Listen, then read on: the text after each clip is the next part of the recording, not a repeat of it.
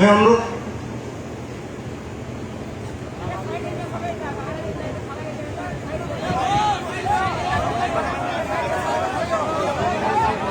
समस्तों को धन्यवाद।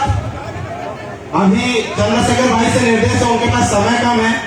1 मिनट में संक्षिप्त पे मैं मोहम्मद अलीफ सर को अनुरोध करूंगा वो 1 मिनट के अंदर अपना वक्तव्य शेष करें। जय भीम, क्रांतिकारी जय भीम, नीला सलाम। और एक बार मैं अपनी बहनों और माता से कहूं कि एक बार हुलूली जोर से हो जाए। आज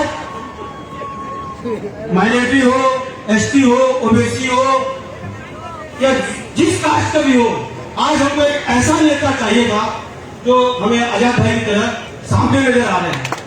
और हमारा विश्वास है अगर हम इनके साथ रहेंगे तो हमको कोई तकलीफ नहीं होगा। आज जो सीए एनआरसी जब आया तब हमको समझ में आया कि भारत में सिर्फ मुसलमान हिंदू नहीं, सिर्फ भारत में। लेकिन जब ये 84 आंदोलन हुआ तब समझ में आया कि सरकार भी हो, चाहे ओबीसी हो, एसटी हो, कोई भी समाज का आदमी हो, ये हिंदू नहीं है। हिंदू सिर्फ वही है जिसके पास माल है। अंबानी हो, क्या हो, मालिया हो, ये लोग हिंदू है, इनके लिए काम होगा, हमारे लिए काम नहीं होगा। जब वोट दरकार पड़ेगा तो चाहे वो माइनॉरिटी हो, एसटी हो, ओबीसी हो, सबका वोट लेके गड्डी में बैठेंगे। लेकिन जब लड़ाई का बात आएगा या जब हक की बात आएगी तब ये लोग हमको हक नहीं देंगे। आज हमको हक दिलाने के लिए हमारे पास एक नया सूरज चले आया है जिनका नाम है चंद्रशेखर आजाद भाई। और आजाद भाई से का साथ हम रहेंगे तो एक लड़ाई तो लड़े थे, एक लड़ाई और लड़ेंगे, ये मूल्यवादी के खिलाफ लड़ेंगे और उनको बताएंगे कि बाबा साहब जो संविधान लिखे हैं वो संविधान को मान के ही चलना पड़ेगा। जय भीम। और काशीराम एक बात बोलते थे कि अब वो वक्त आ गया है। एक काशीराम एक जुमला बोलते थे कि एक पत्थर लो और एक कुत्ते को मारो तो कुत्ता भागेगा, लेकिन वही पत्थर उठाओ और मधुमक्खी में मारो तो तुम्हारा हाल क्या होगा। तो अब ये वक्त आ गया है कि हमको एक साथ एक जगह में रहना पड़ेगा और चंद्रशेखर भाई के साथ में रहना पड़ेगा। तो वो दिन दूर नहीं जब भारत फिर से सोने की चिड़िया कहलाएगी। जय भीम, जय भीम। धन्यवाद। अभी आप सब जिसकी वजह से जिस ऑब्जेक्टिव से यहीं पे आए थे वो आपका पूरा होने जा रहा है। हमारे देश के अभिमान, हमारे समाज के स्वाभिमान, हमारा सरताज, हमारा मुकुट, हमारा प्यारा चंद्रशेखर भाई आपके सामने है। वो अपना वक्तव्य रखेंगे। आशा करता हूं आपसे ध्यान से सुनेंगे। मैं स्वागतम करता हूं चंद्रशेखर भाई को, वो आके अपना वक्तव्य रखें।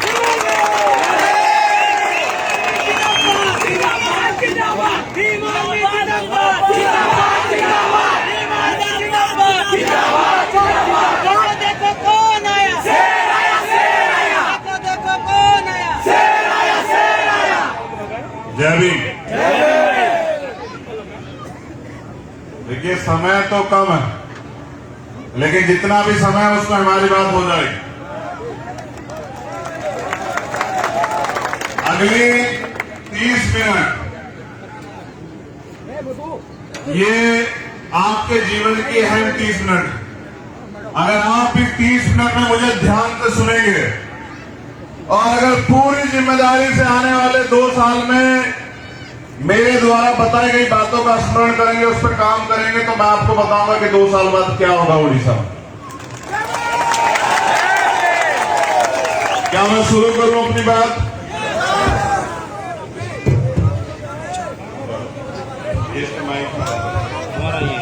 बैठ जाओ, बहुत शांति से बैठ जाओ। अभी तुम लोग जो है अपना दिमाग और ध्यान जो है वो मेरी बातों पर रखो।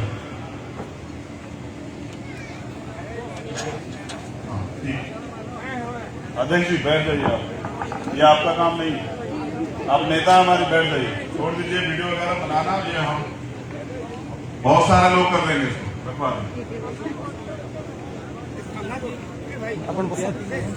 जोहार, जय भीम। आपण माने सबे केंता छन मुई आपण मान को देखभाल के आशी छे आपण मानकर सांगे भेंट हेकारी बहुत खुशी लागला।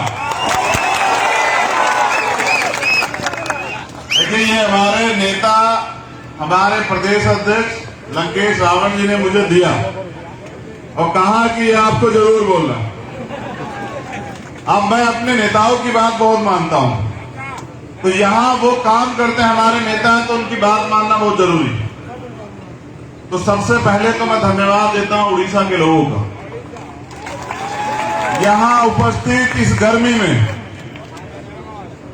हमारे नौजवान साथी, हमारे जिम्मेदार बुजुर्ग, हमारे छोटे भाई बच्चे, हमारी माताएं बहनें जो कड़ी धूप में भी यहां बैठी हैं, मैं उन सबका धन्यवाद देता हूं कि आपने मुझे अवसर दिया यहां आने का और अपनी बात को रखने का।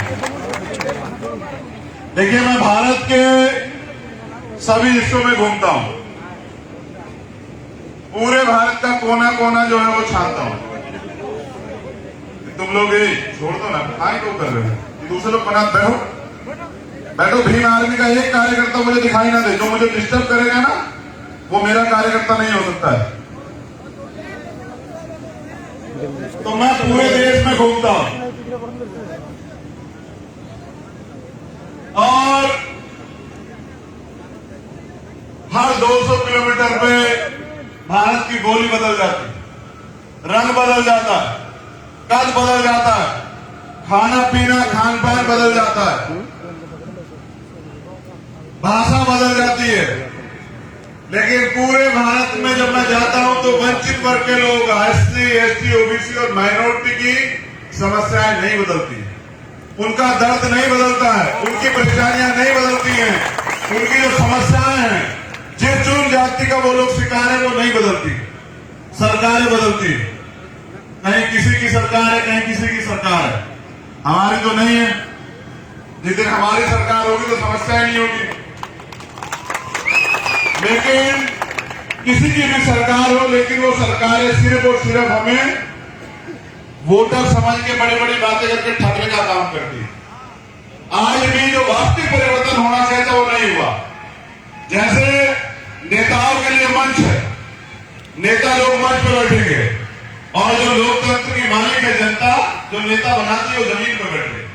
देखिए कितने नाइंसाफी, नेता लोगों के लिए कूलर लगा हुआ है और जो वहां बैठे हैं जिनकी वजह से हमारा वजूद है, जो धूप में बैठे, जो हमसे ज्यादा प्यार करते हैं, जो हमसे ज्यादा उम्मीद रखते हैं, वो गर्मी में बैठे हैं। मैं इस व्यवस्था के खिलाफ। अगर आप परिवर्तन चाहते हैं तो पहला परिवर्तन आपको अपने आप करना पड़ेगा। अगर आप चाहते हैं हवा तो हवा सबके लिए हो, आप चाहते हैं सम्मान तो सम्मान सबके लिए हो, आप चाहते हैं न्याय तो न्याय सबके लिए हो। अब मैं अपनी बात की शुरुआत करूंगा और मैं आशा उम्मीद करूंगा कि मैंने कूलर आपके लिए नहीं हटवाया उधर, तो उसके आगे मत खड़े हो और तुम लोग पीछे हो जाओ। मुझे सुरक्षा की जरूरत नहीं, बिल्कुल नहीं, बिल्कुल पीछे हो जाओ। मुझे कोई इस मंच से आगे नहीं दिखाई देगा। देखो एक दिन ना एक दिन तो मौत आनी, कैसी सुरक्षा? कोई सुरक्षा नहीं। आपका प्यार, आपका आशीर्वाद, आपका विश्वास बहुत है मेरे जीवन के लिए। चाहे जीवन छोटा हो, लेकिन मैं इस जीवन को टिकाऊ बना के रखूंगा, बिकने नहीं दूंगा, स्वाभिमानी बना के रखूंगा। ये हमारे कुछ नेताओं के नाम है जो यहां काम करता है, मैं उनका नाम पढ़ देता हूं। धीरज सिंह, विकास बोध, शांतनु, निहार, जगदीश, बंटी, जीतू, धनंजय, उमाकांत, लाबा, सुना, आकाश, आशीष, प्रदीप, चीनू, जगजीवन, राजेश दास, कमल, अभय, नरेंद्र और एक नाम और है, ये क्या नाम है? 18वां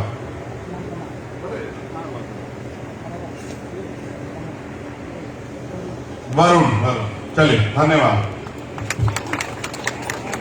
एक मेरे पास इतनी बड़ी एक कागज है जिसमें समस्याएं लिखी है उड़ीसा की।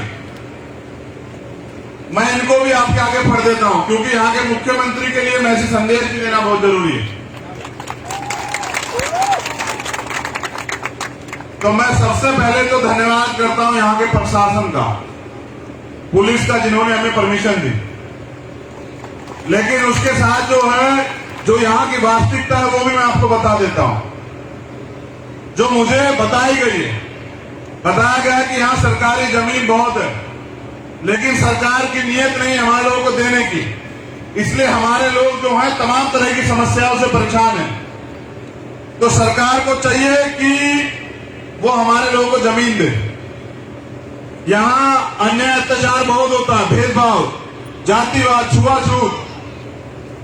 अभी मैं आ रहा था तो मैंने देखा कुत्ते को जो है, कुत्ते के बच्चे को एक फैमिली ने गाड़ी में बिठाया था। वो कुत्ते के बच्चे को, जो कि जानवर है, मेरी कुत्तों से लड़ाई नहीं है, लेकिन वो उस कुत्ते के बच्चे को भी गोदी में उठा के प्रेम कर रहे थे। लेकिन यहाँ इंसानों से भेदभाव होता है, छुआछूत होती है।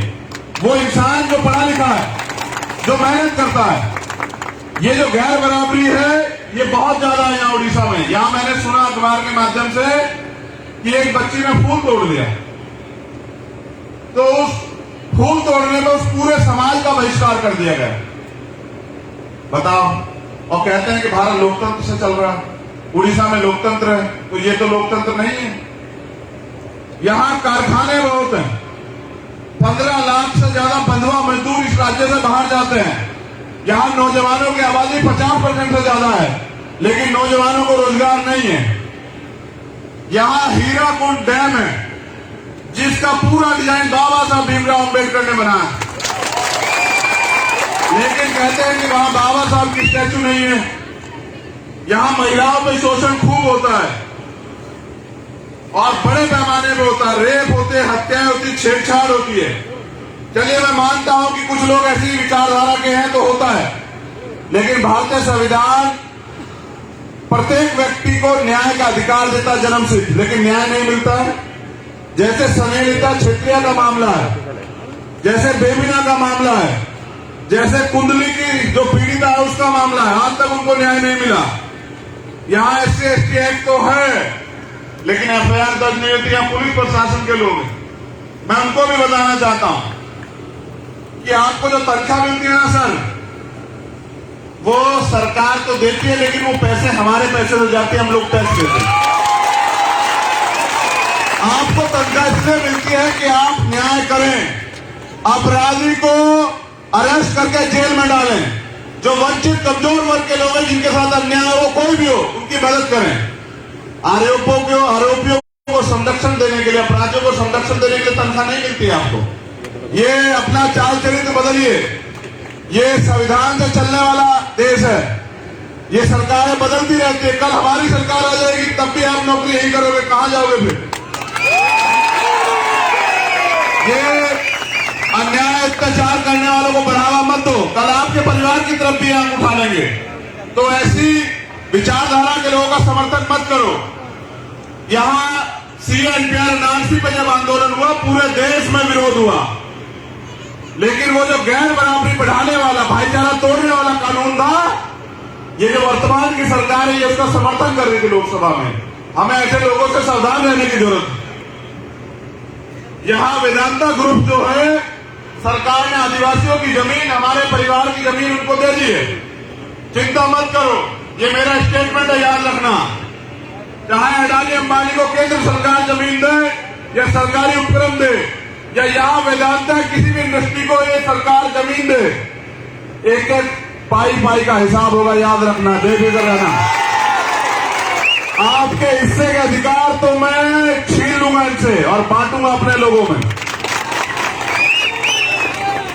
एक और कल मामला मेरे सामने आया था, वो था all Orissa para medical staff association, जो कोरोना वॉरियर्स है, जिन्होंने 9 महीने